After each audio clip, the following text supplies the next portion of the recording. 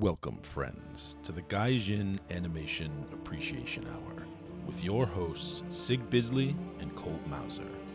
Before we get started, please be sure to like this video and subscribe for more content just like this. Now, let the animation appreciation commence. So the quote-unquote movie I picked for this week to review turned out to be a 3-episode OVA. Yeah, they called it a film on the wiki. And it was like 40 minutes apiece, and I couldn't finish it last night because I was sleepy. But then the last one was 22 minutes for some reason, so we hammered it out today.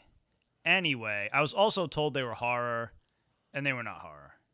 So it doesn't really fit into my... The first one is horror.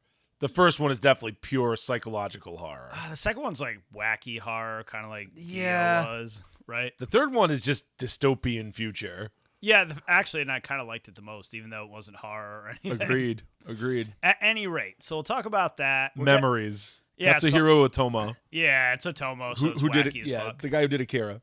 And apparently a bunch of other, like a million other things, because we just looked it up. Yeah, He's done lots Steam and lots Boy, of weird stuff. and Yeah. he's got his fingers in a lot of stuff, a lot of pies.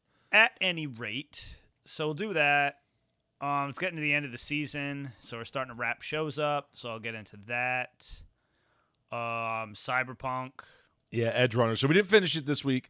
We got to a really good break point that's like the, episode, 3 of Arcane, where like... Yeah, when it's like ramping up hard. This is episode 6, but everything, Everything kind of ramped up. Shit. Yeah. And it's kind of capped off the first half of the series, slightly more than the first half, obviously, but yeah. going into the end where, it's going to be very interesting to see where they take it. Yeah, so there's a lot of stuff in there, so we figured we'd stop. We get into that. But before any of that, as usual, the news. All right. Well, there is a lot of freaking news today, so News heavy. we're going to go through it. All right. So, first bit of news here. If my stupid thing will scroll. Nier Automata. So, probably one of the most hentai doujin things in the past 10 years. Yep. Dirty robot girls and vaguely effeminate robot men, or man, if you're unfamiliar. If I say that, you'll probably realize. It was a game came out on every system, but I'd played it on the PS4. It's getting an anime, apparently. So that's coming out in January. And there's some images from it. It looks, just like the game. What you would expect. What you would expect. So very, very curious to see what they do with this. It's funny because on the news screen here, I'm looking, it's like, oh, Nendroids, cute freaking chibi, like, versions of the characters. Oh, here's all the dirty figures. Yeah. They keep getting in states of less and less clothes. So I'm interested to see what they do with it. The game, I never finished it, and honestly, the reason I didn't finish it is because to actually get the whole story, you need to beat it like 2 or 3 times, which is really freaking annoying. Like you can't even get the proper ending the first time. It's just stupid. It's like, man, I thought we were done with that shit in like Ghosts and Goblins back in the day. Right. I don't mind multiple endings where like, but you should be able to get any one of them the first time. Or, if the second one just has a little extra stuff for rewarding you for playing it again, that's cool. But not like, the actual rest of the story you don't get unless you play it again. Like, get out of here. So yeah, this is coming out. Check it out. There's some visuals out there. I mean, apparently it's debuting in January, so you'll be able to watch it soon enough, and I'm sure it will just create more and more and more doujins based on the characters. You would think. Yeah. One might think. Absolutely. There, I can understand why. All right, so this is a little bit of news. So we've said this news before, but now there's some more news out about it. I know it sounded kind of redundant, but Rokin Kenshin. So we said before they are readapting the manga from the beginning. Oh, yeah, kind of stoked, actually. At least through the original manga end, I would assume. I don't know. Apparently there's a whole new chapter Watsuki's doing in, I don't even think it's Shonen Jump. It's one of the magazines over in Japan. Yeah. Which I haven't read any of, so I'm kind of excited to check that out, see if it's any good. Stoked. But yeah, it's coming out. There's visuals out there now. It looks like it should look. Is it just a cleanup? Or are they like No, doing no, different it's all shit. new. Huh. Apparently, at least from all the news I've read, they are just readapting it from the beginning and sticking to the manga. Huh. Because the original series, It deviates a little. it had a lot of filler, Yeah, it did. and then because they were making it around the time the manga was coming out, it had a lot of filler, and then it doesn't. It got through like the Mummy arc. Yeah. I can ever. Everyone knows that arc, and I'm gonna get yelled at for not knowing it, but it gets through that arc, and then it just stopped. What the fuck was his name? Said. I don't remember. I'm not gonna remember. I could literally picture it. We just watched the movies not that long ago, which those are very good too. So check those out. I am terrible with Japanese names. Even though they butchered my boy Sanji. Yeah, they kind of did. Not Sanji. Jesus Christ. Now I'm in One Piece. I know who you're talking about. Sasuke. Yeah. Sanosuke. Jesus Christ. I went from One Piece. I went to freaking Naruto. Now I landed where I'm supposed to be. Sanosuke. The names are all so similar. They butchered Sanosuke.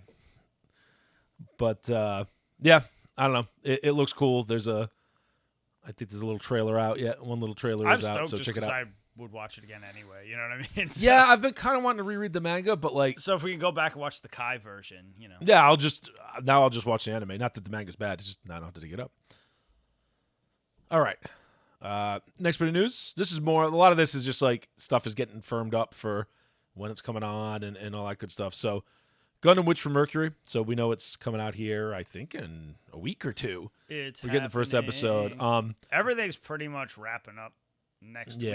So But it is going to have a split season. So it's going to have its first 12 or 13, and then its second season is not going to be till April of 23. So it's going to skip one season in the middle. So you get the fall, you won't get one over the winter, and then you'll get it again in the spring. So just a little bit of news there. Not a big deal, but just, kind of a shame. I was kind of hoping it would go straight through. me too. But it's not, so just be aware of that. So in good news, things that are just going to go straight through.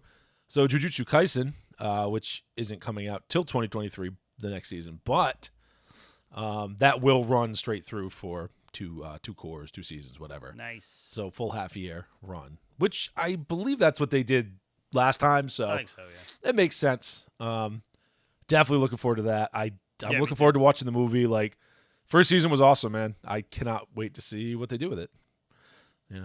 Young boy eats dirty old man's Finger. severed mummy fingers, gains ridiculous powers.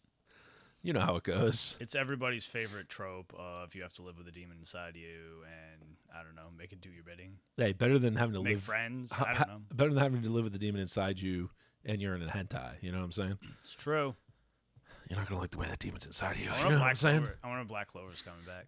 Speaking of having demons inside. I haven't seen anything yet, but I would suspect next year it'll be I think back. it's got to be, right? Actually, we might have seen something. I don't remember. We do so much news. I don't remember if there was Mango's something about pretty it a while far ago. ahead from what I remember, Yeah. so like I don't.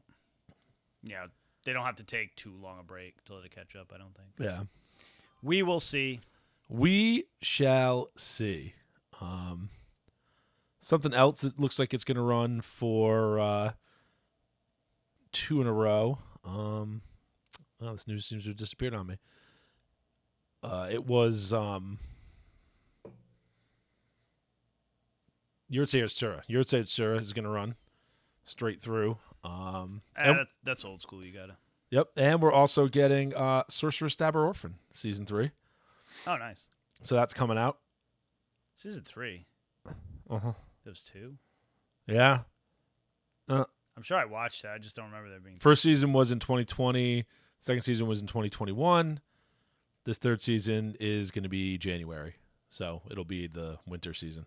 Yeah, I'm sure I watched it. I just don't remember it being 2 separate seasons. Yeah. No, I got to check it out. I haven't checked Well, it out that's yet, me. so I'm going to catch up on it. So that is going to come out. Those are only 13 episodes anyway, those seasons. So look forward to that in January. Oh, I think they're bringing back all that 90s shit. Brings me joy. Yeah, some of it needed to be redone. A lot of it was done when, like, the source material wasn't complete. Like, we were just talking about Kenshin. Yeah. It's kind of good to be like, well, let's just redo this, right? Yurusei Yatsura, like, there's so much filler and weird adaptation stuff. Then they just go back and do it, Yep. Like some stuff probably doesn't need it, right? Like something like Inuyasha, like I was glad they finished it, but like it didn't need to be readapted. Nah, I don't think so. You know? So, anyway, moving on. So, we were talking about horror stuff. So, Junji Ito, who did Fish, Ghastly Squirming, Gyo. And, I don't know, a bunch of other stuff. Like, half the damn memes you see on 4chan, they're just panels of a manga are probably freaking from something Junji Ito did, because he does really strange horror, and he does a lot of short story horror. Weird shit. But we've talked about this before, but they have finally set a goddamn release date for Netflix for the Tales of the Macabre, which is an anthology series based on his work. Yeah, I'm pretty stoked on that. Yeah, there's going to be 20 about stories, apparently, so that's we were good. talking about it like last month or something. So you got, let's see, January 19th is when it's going to come out, so that's good. Something else to watch over the winter. Yeah, no, that's pretty soon. I'm excited. So they have some revealed cast, so it does name what some of the stories are. So it's got the Hanging Balloons. That's a classic one. Yep. Tomie, whatever. That one is super classic. Although it's only going to be one of the stories from that, it looks like. The Room with Four Walls. I haven't heard of that one.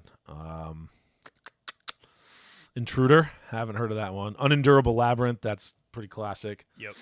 Bullied. The Strange Hikizuri Siblings. The Seance. Then Where the Sandman Lives. So they have, revealed a bunch of the stuff. We'll see what else they do. I'd love if they did the Frankenstein that he adapted, but I'm sure that won't happen. I mean, if they got 20 episodes. They should readapt Gyo. We already covered that. They probably won't because they just did it not that long ago, but they fucked it up so bad. I'm kind of hoping they do readapt it. I did like the manga way better, as we stated previously. Way, way, way better. So yeah, this is right in my wheelhouse. Like I'm very interested to see this. The source material is just ridiculous, in the best kind of way. So he's definitely the best at that for my dollar. Oh yeah, just that like wacky, off the wall horror. So unless they really screw it up, which they'd have to try, although they managed to do it with Gyo, this is going to be good. This is going to be good. And Netflix, I think, will have made a wise investment for once, not funding a bunch of garbage, funding something that's not all that expensive and people will actually watch. I'll watch it. Hell yeah. All right, so here's another one that's freaking kind of a bizarre bit of news. So I mentioned this, I think, last week. They're doing a freaking Onimusha anime, which seems weird because Onimusha has not been a relevant thing for a long time. Yeah, it's like it was an action game that Capcom did years and years and years ago. Not saying it was bad. It kind of fell off. It kind of disappeared. Yeah, you haven't heard shit about it in like 100 years. Also doing it. It's going to be on Netflix, and Takashi Miike, Ichi the Killer, yes, is directing it. That's wacky. That's going to be wacky, right? Apparently, he's directed stuff for JoJo's, which is interesting. Which I didn't realize. So that's going to be pretty cool. I'm interested, man. I'm a lot more interested now than I was before. Before I was like, hey, I'll check it out. Now I'm like, ooh, now you have my attention. Ooh. Miike does some crazy shit. Yeah, he does. So, looking forward to it. I'll always remember his random cameo in Hostel 2, the only good part about Hostel 2. Right. Where he's walking out of the place. It's like, hey, wait a minute, I know that guy. He did that kind of torture, porn, horror way better than Eli Roth did, but Eli Roth just kind of beat it to death. Yes, he did. Well, the best thing Eli Roth ever did was being in Inglourious Basterds. So, it's very true. The Barju. What a great goddamn movie, even if it's ridiculous. All right, so I mentioned last week, kind of a strange combo of companies coming together for video games. Electronic Arts, EA, and KOEI TECMO, who does all like the Dynasty Warrior stuff. Very strange combo of things to come together. So apparently their game, so they've revealed it. It's called Wild Hearts.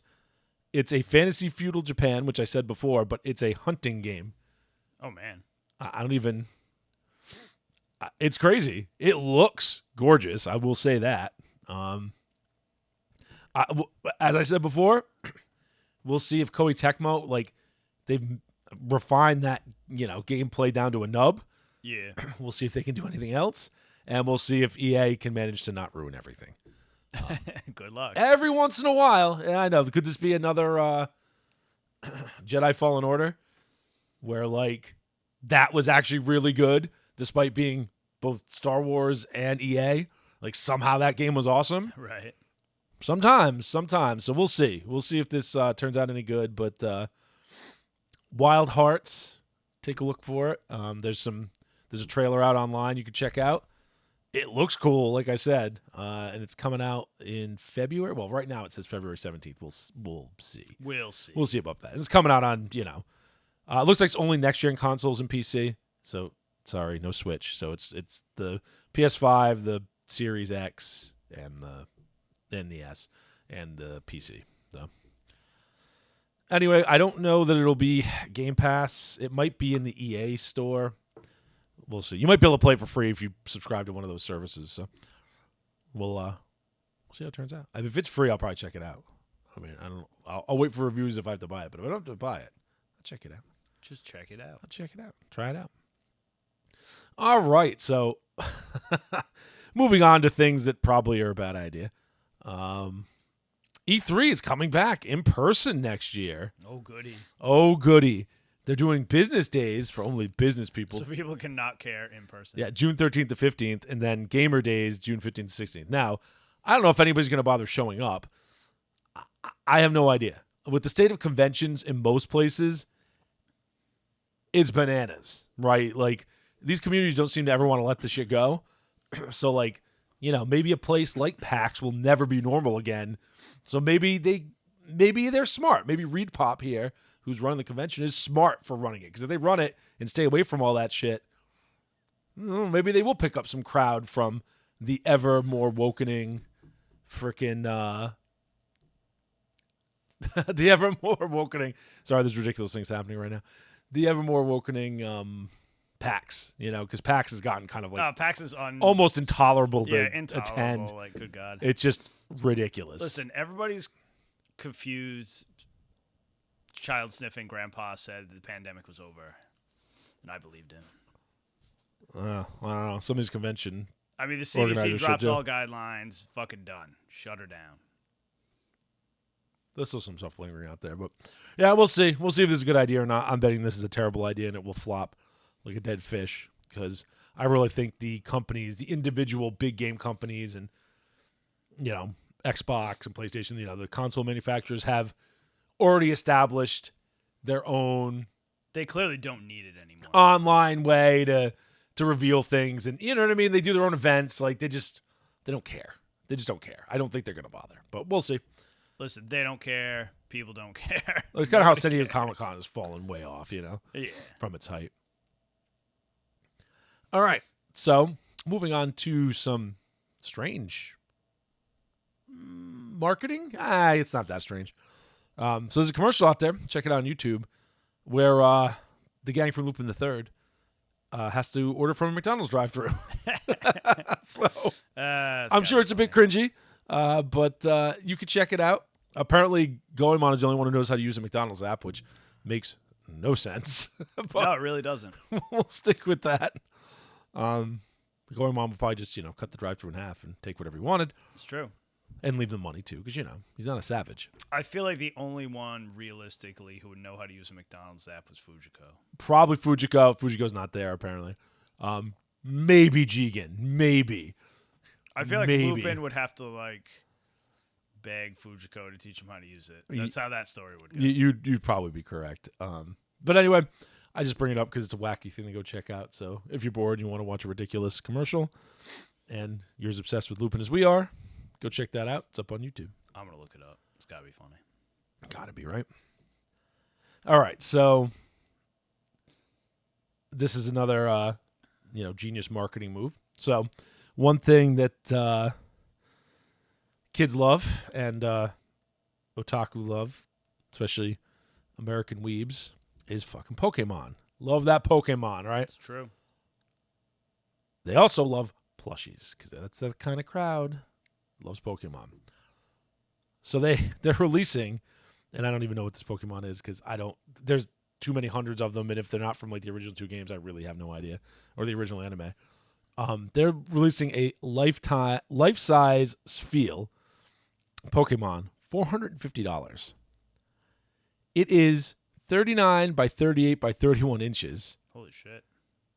2'7" tall, and it weighs over 16 pounds. God damn, that's heavy. So it's basically a beanbag chair for your, I was just gonna little say, kids. Yeah, that's like furniture. They did a giant Snorlax back in the day, which of course that's the one, right? Yeah, right. And a giant Pikachu as well. But I don't know. I just saw it. Went. This is the ridiculous kind of thing that they would do, and sell to weebs and get little children to bug their parents for it everywhere. You need that shit, Pokemon. So I don't know if you're into that kind of thing. Go check it out. No judgment here. If that's what you want, that's what you want. Go get you a giant Spheal to do unspeakable things to. I have no place to put it. You fucking degenerate fury. Oh, sorry. Anyway, we're going to move on. Speaking of degenerates. Leave that plushie alone. We got the last bit of news here. And this is just another, like, is this even real life? Like, where am I even living now? I don't know. So we don't hide politics on this show, but we don't really talk about them too much. But this is just too ridiculous. So Tucker Carlson, Fox News host. I know. You know exactly where I'm going with this one. Yeah, I saw this one. So after the teacher in Canada wore the giant fake breasts to either troll the school or get them to sue him, or maybe he just is that degenerate, or who knows what's going through the man's head. A lot of theories. It definitely seems like it's a scam of some type on his part, but it could be revenge. Who knows? So to address it, Tucker Carlson brings up some of you degenerates out there favorite thing, the giant exploding milk breasts from anime. So, and hentai in particular. Everybody likes those mommy milkers. So we live in a world where Tucker Carlson on Fox News is talking about exploding milk porn. Talking about mommy milkers. Is this even real life anymore? I don't even know. Like, we have really, really reached the peak of clown world, but every time I say we've reached the peak of clown world, it just gets more clownish. If you look through history, I was talking to a bunch of people about the 60s the other day. People who were there. Yep. Old guys.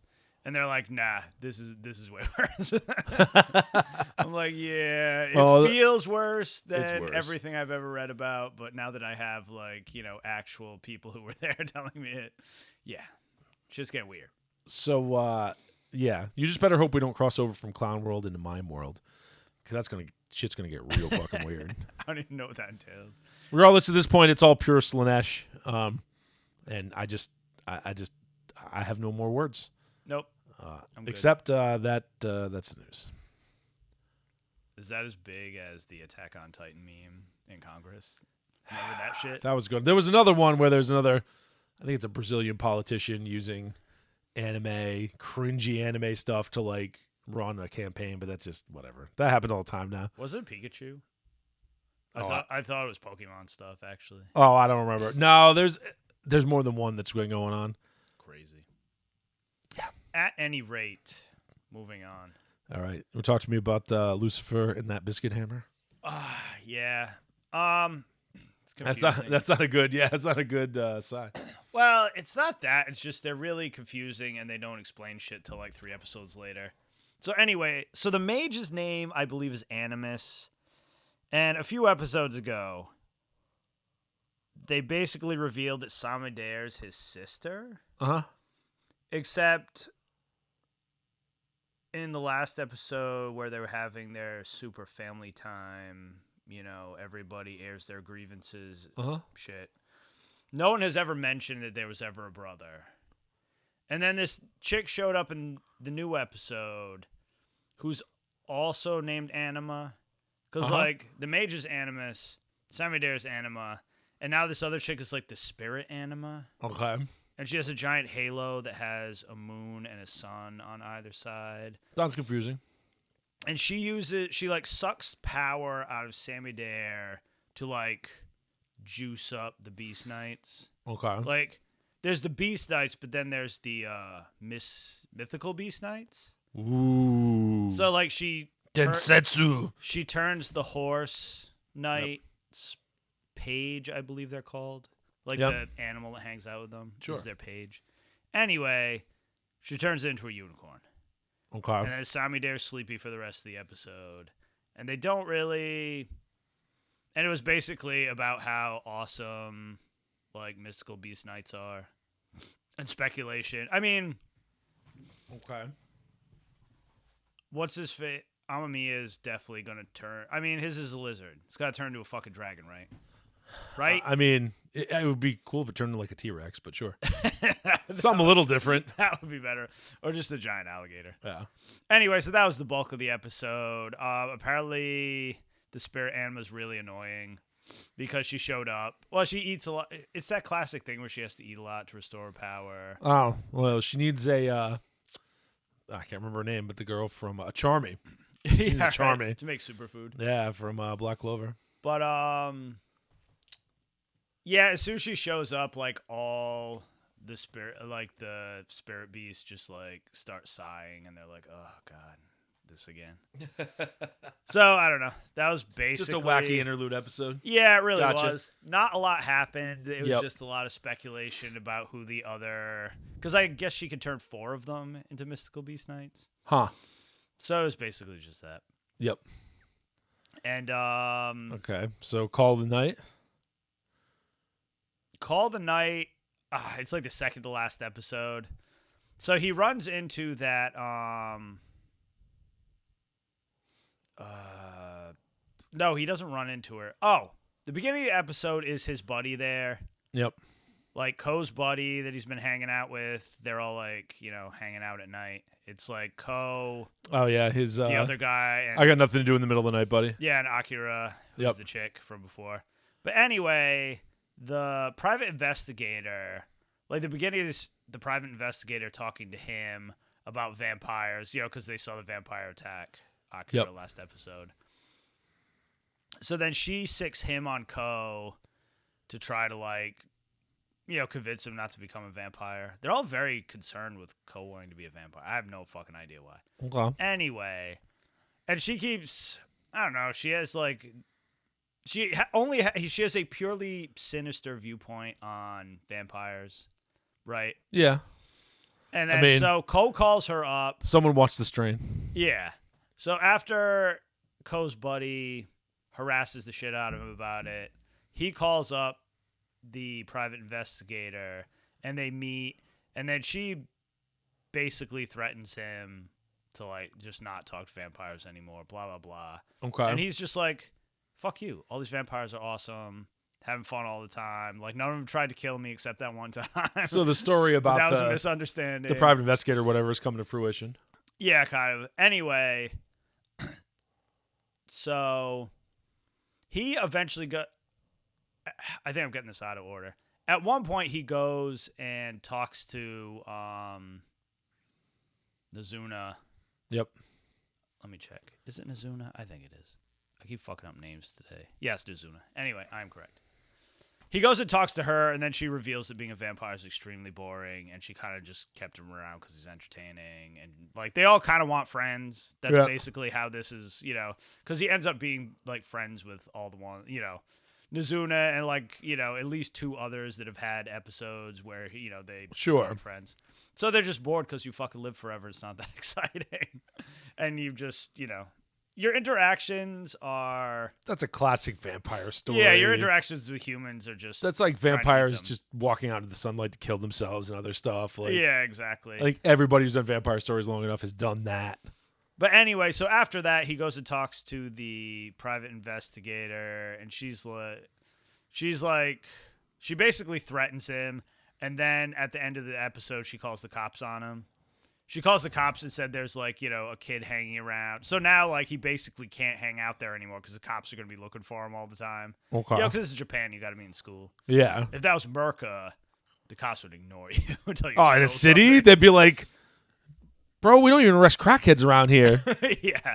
We're certainly not going to, like, I got time for this. On some kid that's just, like, skipping school and shit. No. Anyway, So he sees the cops and he runs, and at the end of the episode, he's like hiding, like at the top of a slide in a playground, and then one of the vampire chicks, that has not had her own episode yet, just pops in and is like, "Hey, what's up?" And then the episode. Yeah. So time for more character development. Gotcha.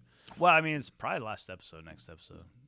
Or is it the last episode of like the first season, or are they going to go through, or who knows? It's based on a manga. I think there's lots of chapters. So yeah, so it would seem like it's definitely the end of the first season because I know it's only 13 episodes. So they'll probably do more. Yeah, but they might, or maybe they're skipping just a core like they do with a lot of stuff. Who knows? Yeah. As we were discussing, I'm earlier. excited for the dramatic conclusion. It's a really fun show. Yeah. I can't recommend it enough so far. I've heard a lot of good things, so it's good to hear. It's actually like I've said 100 times, it's got that Monogatari vibe, but it's like it's cleaner. It's not as weird and confusing. There's not too many characters, Monogatari is very strange. It's hard to even figure out what the plot is half the time. Yeah, but and what's real and this what's has not. a very straightforward. Plus, that whole sister toothbrushing thing is just wrong. It's got so many creepy things in it. It's just so wrong. Anyway, Black Summoner. Black Summoner was the last episode. And basically nothing happened in that season. So, he finally fights, a mage from that other country shows up. Yep. It turns out he is also reincarnated, except he's just, the opposite of Kelvin. He's a fucking asshole. Okay. You know what I mean? Instead of just having fun and helping people out and being overpowered, he's just overpowered to be an asshole for some reason. You know, he's just a cock. Classic anime character. Yeah, total cock. So anyway, he... Sounds like the exact same character as the bad guy in the season of Shield Hero. Yeah, it's very Shield Hero. There's a lot of similarities. Yeah. It is not an original thing. So anyway, he obliterates this guy and cuts his fucking legs off, which is hilarious. And he's about to kill him. I'll give him props for that. He was legit gonna fucking cut his head off because he was done with it. And then this other guy pops out and saves him. And I assume, it's all from that other country. Yeah. He's gonna have to fight him. So I mean, basically this entire 12 or whatever episode season purely set up. It was the training arc of any shonen anime, except for an entire season. Not a lot happened. I mean, it wasn't bad. It's got likable characters. It's a little cringy sometimes. What I just heard you say was, don't bother watching this yet. Wait until the next season and see if it's good. And if it does get good, then it's worth going back. And if not... Like I said, I only watched it because someone who read the manga told me it was good. Yep. But he has questionable taste, so we'll see. We'll see. I will watch... Again, that's what I mean. Maybe it does get good and it's I'll worth watch it. at least the first couple episodes of the next season when it comes out. Yeah. So, it is what it is. I think it's actually already cleared for another season, so whatever. All right. Well, I think it's time to move on to Cyberpunk EDGERUNNERS. All right, so we had talked about the first 3 episodes that kind of they basically set up David. I can remember his name this time. David Martinez. They established the whole story. Basically. David gets set up with the gang, right? So the first 3 episodes are kind of their own self-contained arc. This could almost be it seems like it could almost be a 3-episode 3-movie thing or something. Yeah. So those 3, he gets in with the gang with Maine and Pilar and Dorio and Kiwi and all these freaking people, right? And Lucy, the main girl. So anyway, it had left off, and now he's in the gang, and now they're really starting to do jobs. So he's one of the guys. Yeah, he's one of the guys now. So, in the first episode, we see our second cyber psycho. So the first one was in the first episode. The guy was that military guy. The guy was wearing the Sandevistan and the thing, the piece of tech that David's wearing, but he seems to be able to control. This was a military guy who had it on. It was, he was watching the brain dance, the recording of the guy's death, where he just went ham and killed a bunch of people. Oh yeah, he was fucking murdering cops. Crazy. They just couldn't take him down. So now, episode 4, you got Pilar runs into a second cyber psycho. This guy just is a psycho. And you can see they do weird things with their eyes. They're all they're glitchy. Multi-eyes and glitchy. And bad things happen, right? And then this is where you start to see the gang slowly starting to get dismantled. So it's the first 3 episodes build it all up, and then it immediately starts tearing the gang down again, right? And you can see the whole thing is classic hero's journey stuff where, like, you know, David's going through that whole arc so he can be his own man. You know what I mean? Yeah, he can't be like a hang-around for the gang forever. Exactly. So you have that episode and the fallout of that. Then you have and you also have David finally really getting together with Lucy because they've been playing with that, but now he actually gets together with her. Then the second one, second episode, All Eyes on Me. There's the guy who does the brain dances. Is the guy they're going to, right? Like, so they need to capture. They're trying to capture like an executive, but for Arasaka, who's like the main giant corporation. They find out that he buys stuff off this guy. Yeah, off the brain dance guy who does David all the brain dances. David like explains to everybody exactly who that guy is and what he does. Yeah. So he's actually useful. So this whole thing is about, you know, capturing that first brain dance guy and then capturing the Arasaka executive. So it's kind of just a heist episode. Yeah. And it shows how the gang operates, and what to do when, you know, some stuff goes pretty wrong. Not necessarily with the gang. And then the next episode is where it really turns. This is like the episode 3 of Arcane, right? Where it really falls apart. Like everything goes to shit in this episode. Like everything goes to shit. So I won't get into too many spoilers there, so I won't talk about what happens in the episode too much because it's all spoilers. But yeah, you can't even bring it up. Really. It goes to shit in that episode, and you know it's definitely setting it on the path. So David just has to be, you know, his own man. He has to take that hero's journey and become a man. You know, go from boy to man. So it's great. It's just a great setup so far. It's consistent. There's been nothing cringy yet. Like the writing's been good. I cannot. As a guy who's worked manual labor jobs his whole life, like the banter among the gang members is fucking perfect. It's exactly what you would hear, like, you know, a bunch of fucking electricians or something. Yeah, working construction or working in a kitchen or something. It's the exact kind of shit. Yeah, no, like it's perfect. Like whoever did it definitely, you know, experienced it. You can tell. Because God, the fucking shit in what's that show I hated? Ex Machina. Yeah. Vox Machina. That's what it was. Their banter was the cringiest garbage. Like, it was so none bad. of those people have ever worked a job in their lives. Yeah, well, that's a bunch of voice actors coming up with a show, right? And I know some people like it, so sorry, we not like Vox Machina. But this is dialogue. It's weird because I don't know who wrote the dialogue exactly, but the scripts were all, or not the scripts, sorry, the stories were all Poles. Yeah, they're all Polish, which is probably why they're kind of just straight down the line. Like they're not, you know, they're way outside the Hollywood bubble is my point. So they're not really infected with any of that Hollywood shit. And then it's filtered through the lens of Japan. So it's, you know, you're not going to get any worry of anything going woke or anything like that. No, it's just the Bants was spot on. And honestly, the game I'm always wasn't impressed by that. Let's be clear, the game wasn't either. Like, so it's not like the game had that problem and this is. The game had other problems. Yeah, the game had a lot of other problems, exactly. Its writing was not necessarily its problem. So anyway, yeah, it's doing good. It seems to be pretty damn popular.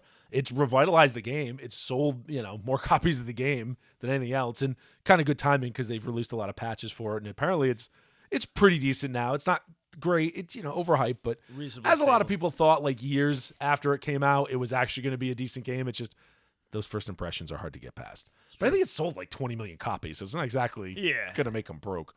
But yeah, I can't recommend it enough. We'll definitely, you know, watch the last block of 4 episodes because, like I said, these feel like distinct arcs.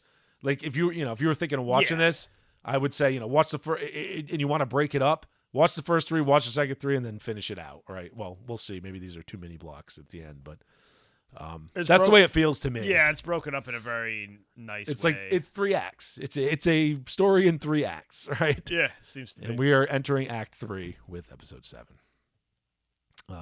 So far, absolutely nothing bad to say. No, excellent. The animation's good. Triggers on point. You know, they're really on point. Yeah, they didn't get too wacky with the designs are actually really awesome. They ride the line perfectly. Like way better than like Promare. I'm not a Promare fan either. Like way better than that. Promare is more cartoony. This is a little too cartoony this is more for like me. Grounded in reality, you know. Yeah, but still very like it's hyper reality, right? Yeah. It's what you'd want stuff to look like if it was Yeah, nice tight writing. crazy cyberpunky. Nice small story with some hints of a larger story going on. Like it's they don't very bite well off done. more than they can chew. Dialogue's great, like you said. Characters are good.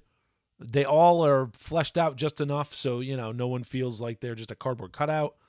Unless they're, a side character, which doesn't really matter. No, but even the side characters are pretty spot on. They do just enough. Because even if they don't have a ton of backstory, like they're not one-piecing it here and giving them like 3 episodes of backstory. Yeah. Even though... They do a lot with a little. Exactly. They're very concise with that. It's excellent writing. It's really like... I'm very impressed. I'm very, very impressed. If they stick the landing, if the ending is good, like it's going to really shoot up there as one of my favorite animated things in the past, probably 5-10 years. Yeah, easy. No, it's really good. Very, very good. I like the resurgence of decent writing. Yes, like it's back. In a big way. It needs to be. There was too many shitty writers. Some in people Hollywood. Actually want to make money. Just stay the hell out of Hollywood, and you'll find good writers. Because all the good writers that were in Hollywood got yeeted out of Hollywood. And now they're doing other things because they wouldn't just do everything executives wanted them to do, which was always a bad idea. So, anyway. We've blathered on enough about Cyberpunk Edgerunners, and I think it's time to talk about memories. So, 1995 movie. It says it's a movie. I was told it was a movie. Like I said, it's more like an anthology. They're completely unrelated. There's I knew it was an anthology, but I didn't know it was like 40-minute episodes. It feels like an OVA. Because it has nothing to do with each other. And it has no framing device. It has no real framing structure. Yeah, that's what I mean. I thought there would be like an outward framing structure and then just 3 separate stories. Like for Robot Carnival, right? But exactly. There's not. There's not. There's none of that. It is not 3 standalones. The only thing is like the title cards for each of them have the same style. Yeah, basically. That's really the only thing that ties them together. And Otomo wrote all 3 of them. I was going to say, they're all written by the same guy. But they're just adaptations of Otomo stuff, so. Very cool and very inventive. So let's talk about them in order. So I'll just get the overall stuff out of the way first. Animation is great. It's not the same in each one, so you get different styles. They're all very pretty. It's just like Neo Tokyo we talked about a while back. Yeah, very similar. Yeah. Or even Robot Carnival or any of those. Like you're getting different directors each time. Satoshi Kon did the screenplay for one of them, which is pretty cool. Yeah. Our boy from Paprika and Parasite Doll? Whatever. No, it was didn't you do Paranoia Agent? Paranoia Agent, sorry. Paranoia Agent. Which I was not a super fan of. I was not a super fan of. I like all this other stuff though. Well, and that one we watched too. Perfect Blue. Yep.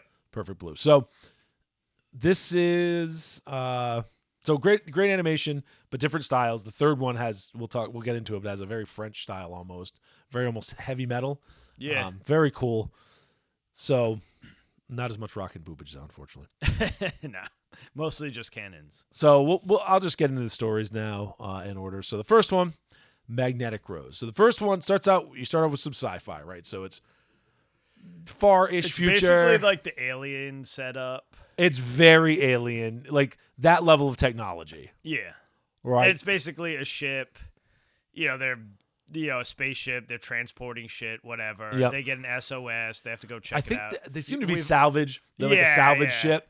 I mean, we've all seen that before. So they're just, salvaging stuff and, taking it back, so transporting whatever stuff they find back to get paid. Mm-hmm. And they also take jobs. It seems like they were working for a company based on some of the dialogue. Like they're a subcontractor or whatever. Yeah.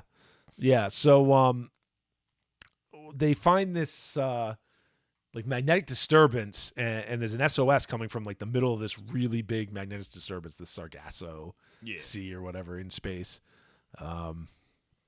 And their ship, the Corona, gets inexorably kind of pulled towards it. Like it's not actually, it's interesting because it's called Magnetic Rose. It's like they can't escape. At first it's not the magnetic field that's pulling them in. It's their curiosity and their lust for gold, right? That's pulling them in. But then eventually it is the magnetic field. Like you can't escape. It's like a spider's web. Yeah. Right. And most of the episode, so there's some stuff fiddling around on the ship early on, but most of it is Hines and Miguel. Yeah. 2 of the crew members exploring the ship and what they see. And it's very psychological horror. And it does a good job of starting out like weird and creepy. Like the ship has this it's an old ship and it's got this crazy design inside. Like almost 40K-ish, right? With everything's like hyper opulent. super opulent, like it's a freaking, a mansion or a palace in France. Yeah. From like the 1800s, like the ridiculous columns and marble and like an opera house. It's just ridiculous, Giant right? paintings, like all kind of shit. And apparently it was a ship that a girl had gone out on who was an opera singer back in the mid 2000s, whatever it was, right? And now it's like 2092 or something. Yeah. So it's been there a while. As it goes on, though, it obviously falls apart, right? Like it's one of those ones where not everything is as it seems. There's ghost-like stuff going on. There's holograms going on. Yeah, it's kind of the cool way they do it because it's like holograms, but there's also shit that can't be holograms. Yeah, but is it supernatural or is it just a computer? It's cool. There's some cool stuff. So and the animation is fucking gorgeous. The animation in this one is it's the best. Like I like the style of the third one the best, but just for pure quality animation, the first one is awesome. Like it's got that this is mid 90s. It's got that late 80s, early 90s hand-drawn look going on. I mean, tons of detail. Everything's like super pretty. And it's new enough. It's like the Mess Team where it's new enough where it's brighter, like more saturated, not necessarily bright. Yeah, they probably digitally colored everything. So it's super shiny. It's definitely way shinier, like, but not shiny. Like it still looks dingy. I don't want to give you that impression, but it's the stuff that's supposed to look dingy. It's more saturated. Yeah. Like the colors are. Yeah, definitely. There's more colors. I don't know. It's like going from a Nintendo to a Super Nintendo. Yeah, if you're old and you remember these kind of things, like that's just what it is. So very cool. They didn't do much with Miguel. I guess that would be my only complaint. Like they really focused on Hines, and I guess that's you can only do so much for 40 minutes. My other bitch, and it's my bitch about the first two of these, not so much the third one. It did not need to be as long as it was. They could have told this story in like 20 minutes, 25 minutes easily. They just kept of 40 doing the same thing. Yeah, it didn't drag because it was never really boring, but like it could have been shorter. It did not need as much space as it had. It just didn't. Half of it could have got cut out and you wouldn't have missed it. Exactly. It could have told the same exact story with the same exact weight in a shorter amount of time. Yes. Agreed. All right. So we're going to talk about the second one, which is Stink Bomb. This one's easily my least favorite. It's a hilarious idea, but once again, it went on forever. This one went on way too long. And the animation here is not my favorite style. Yeah, it was kind of... It definitely reminds me a lot of... what was that robot? The construction shutdown one from like Neo Tokyo. Oh, yeah. It reminded me of that a little bit, yep. The style. So anyway, in this one, lab tech named Tanaka, he's working in like a pharmaceutical lab, but they also develop, bioweapons and stuff apparently. Apparently, yeah. Which, that it does not come as a shock to anybody who lives in the year of our Lord 2022, unless you've been living under a rock or, I don't know, only watching CNN. So Tanaka, he's sick. He's got like a cold or a flu or something, whatever. And he takes one of the pills from the lab, one of the experimental pills that's supposed to be for headaches or whatever. But it's really from the bioweapon division. Yeah. And he then proceeds to, and I'm not going to, this isn't much of a spoiler. He then proceeds to basically emanate deadly gas everywhere. And just like huge, I mean everywhere. Like, he's a giant cloud of deadly gas. The whole gag basically is that people keep, like, he doesn't know he's emitting any gas. And he's just trying to get rescued. No one else does. And people keep trying to rescue him, and they keep dying. Or passing out. I think they're dead, but they look dead. Sure they're dead. But they could just be paralyzed. Who knows? They don't ever really address that. But it happens too many times. It's like, yeah, we get the gag, and they just do it for like 40 minutes. And it's just like, come on, man. Yeah. So... Anyway, it comes out, there's U.S. military angle in there, and they work at some stuff to make it more interesting. There's a lot of, like, defense forces trying to take him down, but it just gets wacky. It gets very slapstick and strange. Yeah, it's got a weird tone. Like, helicopters shooting at him and stuff. It reminds me a lot of which, I mean, makes sense because I think Atomo did that one too, but it reminds me a lot of the construction shutdown one. Yes. A lot. And this one's way too long. This is one that should have been like 15 minutes tops. You could have told that joke in like 10 minutes. You know what I mean? Yep. It's very simple. It's like If it was Love, Death, and Robot style and it was 10 to 15 minutes, it would be perfect. Yeah, it would be perfect. It would have been really funny, actually. As is, it's just too damn long. Yeah, because it's just they don't add anything. It's just that same thing over and over and over again, where he wanders in to get rescued, people try to rescue him, then they die. I'm not going to say skip it because, I mean, if you're watching it, just watch the whole thing. But I liked it. It wasn't horrific. It's not. Yeah, I'm not sad I watched it. It's just this is one you're never going to be like, oh, I will watch that. Like, Magnetic Rose, I would watch that again someday, just because the animation is so goddamn it's gorgeous. Good. Even though it is a little overly long, like it's got something going for it. All right, so we'll move on from Gyo Ghastly, what is it? Fish Ghastly Screaming. Oh, sorry, I mean Stink Bomb. To Cannon Fodder. So this one doesn't really have a point. Don't expect much of a story here. This is more just an atmosphere, day in the life of dystopian future one, with just a lot of cool ideas. So this one it starts off following a little kid, and I don't even think they give you the name of anybody in this. I don't think anybody's got names. So there's a kid. So this time we're not just being dumb and not knowing names. I'm pretty sure there are no actual freaking names. I don't believe so. Yeah, boy, father, mother, and teacher is how they're credited. So the little boy, he wakes up, and he's obviously in this like battleship-looking, steampunk-looking room and place. Yeah, everything's super steampunky. You know, it's supposed to be a house, but it don't look like a house, right?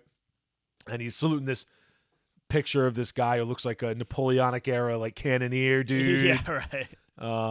And then he's hanging with his mother and father, and his mother apparently works in the factory, and his father is a cannon loader. And he's a cannon loader because they're on some ridiculous like mobile city, and apparently they fight other mobile cities, although you never see one. And they have giant cannons fucking everywhere, just cannons everywhere. Yeah, sticking out of the top of every. It's a giant fortress.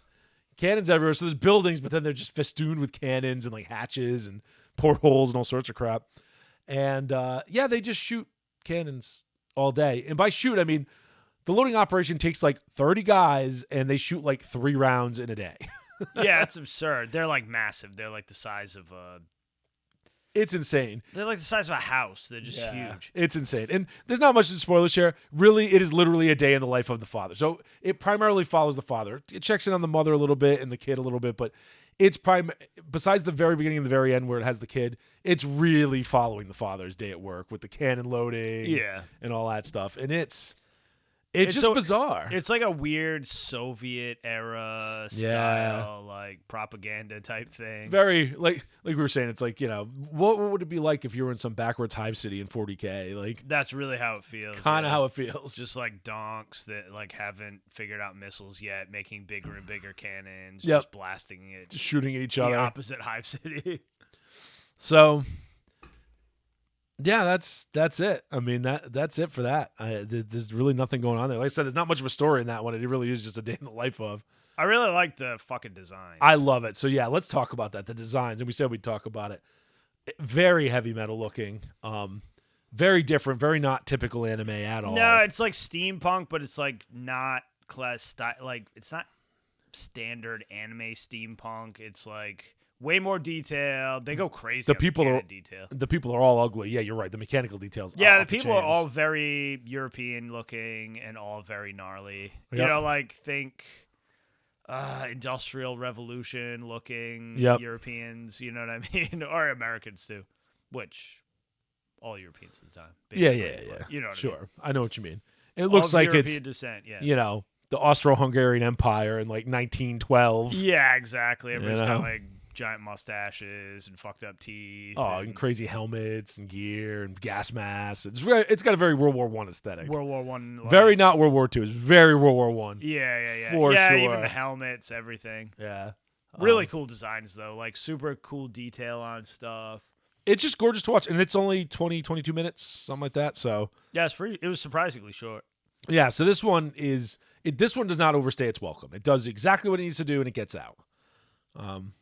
So yeah, I think I'd say, kind of to sum up, Magnetic Rose, awesome.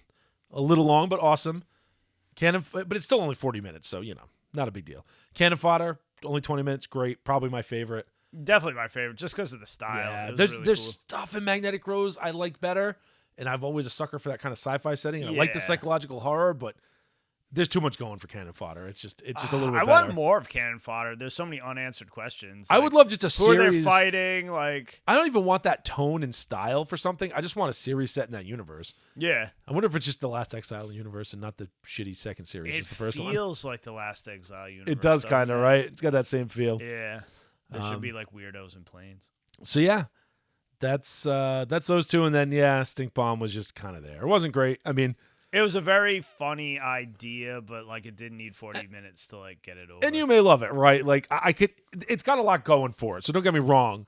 It's not my style. It's obviously not your style. As but a like, standalone, if it wasn't sandwiched between the two other ones, it would have seemed a lot better. agreed. You know what I mean? It still would have been a little long, but it would have seemed better. You know what it needed to be? Like a random episode of a show. Yeah. That's what it felt like. You know what I mean? Just a random episode of Yeah. show where like somebody's, like All this stuff happens. Yeah. like fucking Detective Conan or something. You know what I mean? Oh my Or God. a Lupin episode. Like, Yeah. It could fit. So yeah. definitely worth a watch though. Definitely worth a watch. The thing overall, I mean, it's less than 2 hours, the whole thing. Did they just a just little bit. do a Blu-ray release of it too? Yeah, that's what I I had said. a fucking hard time finding it. They just did 2021. There's a Blu-ray release. So looks like Discotech. Yeah, Discotech put it out. So, give them your love, give them money, check it out, or if you can find it streaming, do that. It's cool. Like it was something that I'm surprised it got a release. Like we didn't even know it had a release because I didn't even know it existed until I was, because it seems so I dank was and just old. pawing through lists of shit to watch. It got basically, kind of lost like in I the. do. It got kind of lost in the sauce, but here it is. But I'm glad I found it because it was entertaining. See, we're I good. love short. Anthology stories. stuff. You Yeah, know what I mean? Anthology stuff's the best. Anthology stuff is always cool because even if you get a bad one, you get some good ones in there, and it's great. So, and again, Stink Bomb isn't bad. It's just mediocre. And Listen, we're reviewing it's damned it. by being the other two. I'm forced to tell you if it's like the best or not. Yeah, correct. I'm not just gonna go through everything. That is my assessment. Yeah, It is the weakest of the three, by far. and it should have only been 15 minutes. Yep. Anyway, I think that's all we got. This is all we got. So, as usual, have a fantastic week, and we'll catch you again next time. Peace. Well, that's all for today, everyone. We'd like to thank all of you for tuning into another episode of the Gaijin Animation Appreciation Hour. Please remember to like and subscribe, and may your entertainment be always, entertaining.